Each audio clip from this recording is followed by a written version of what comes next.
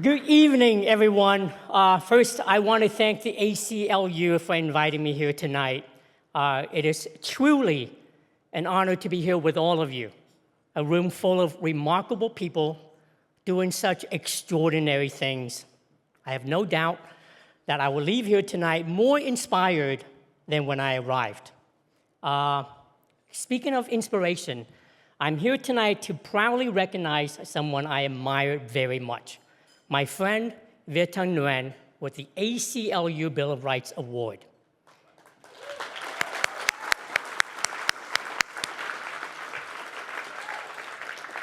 When I was asked to present Viet with this award, my first thought was, yes, of course I would do it. But then my excitement was quickly drowned out by this creeping sense of dread. Viet is a scholar, a Pulitzer Prize-winning author, a literary genius who is a master at wielding his words like a superpower. And here I am, just an actor. How can anything I write or say about this man do him justice? Well, I'm not going to try or pretend to word things as eloquently as I know Viet would. So instead, let me do the next best thing. Let me borrow some of his words and share a story. About a year ago, my brother texted me a link to an essay in the New Yorker. In bold words, all caps, he simply said, "must read." Let me read you an excerpt from this piece. So many of war's casualties are never counted, never commemorated, never named on walls, never written about in novels and plays, never featured in movies. The refugees, the suicides, the disabled, the unsheltered, the traumatized, the ones who have departed this reality, the ones never known. Viet's words haunted my thoughts for days. It stayed with me. It made me think about my own mother, my own forgotten memories. It opened my eyes to more than just the hidden stories of war. It encapsulated what Viet has dedicated his life to, using his voice to illuminate the unseen, the unheard, and the forgotten. Through his work, Viet has become an activist for justice and an unwavering advocate for the refugee experience, ensuring their stories are told and their humanity is recognized. For these reasons, and for his powerful voice and the gift that he offers us all, I want to say thank you, Viet, for, on behalf of all the refugees and displaced people whose stories needed to be heard. You, my friend, have shined the brightest light on our community, and we are forever grateful.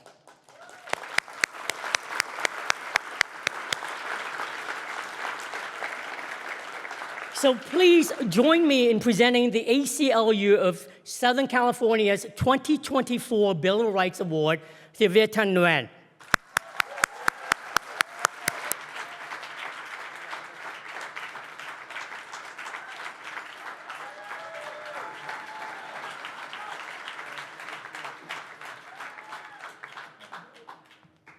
Wow, that was really deeply moving and unexpected. Thank you so much, Kay.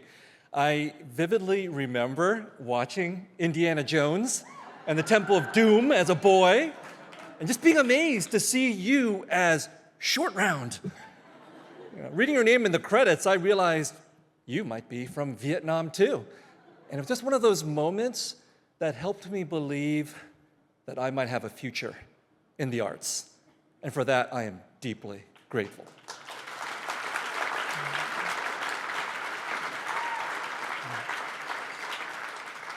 I stand before you as a writer.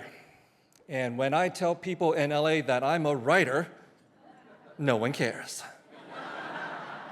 So it's terrific to be here among people who do care. I became a writer because first I was a refugee. And in some ways, I still am a refugee because I can still see and feel the struggles of my parents. as they worked long days almost every day of the year in their Vietnamese grocery store, the Saigon Mui of San Jose in the 1970s and 1980s. I loved my parents, but at an early age, I learned that America did not love my parents. When I was 11 or 12, I saw a sign in another store window near the Saigon Mui that said, "Another American driven out of business by the Vietnamese." That sign was also a story, an old one, rooted in the soil of our country. Now that story is being repeated today with others taking the place of the Vietnamese. From this, I've learned two lessons. The first being that we have to stand up for ourselves. But the second is that we always have to stand up for others, because solidarity is what will save all of us.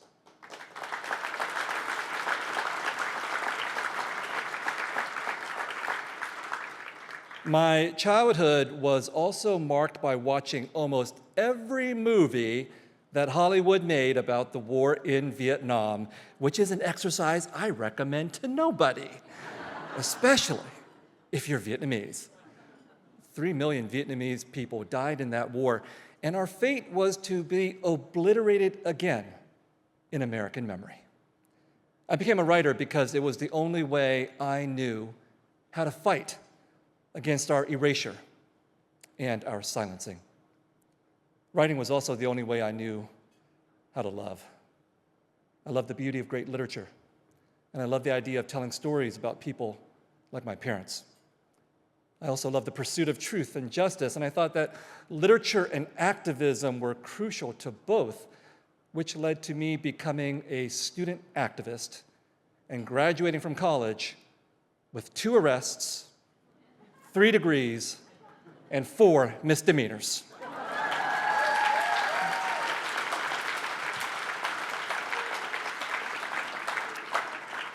In that spirit, I am grateful to the ACLU for its invaluable work and for this recognition. I learned my convictions and my art from activists and writers who were Black, white, Asian American, Jewish American, Palestinian American. And from the most committed of them, I learned that while our identities matter, our principles matter even more. Solidarity, love,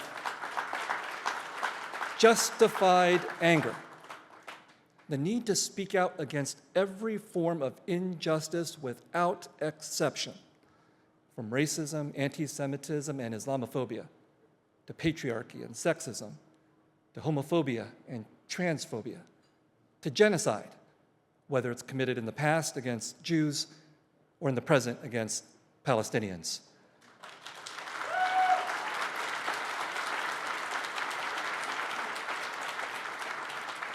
Whether our people are the victims or whether our people are the victimizers. When I falter in my convictions, I know I can always turn to my partner and steadfast comrade of nearly 3 decades, the poet Lan Yu.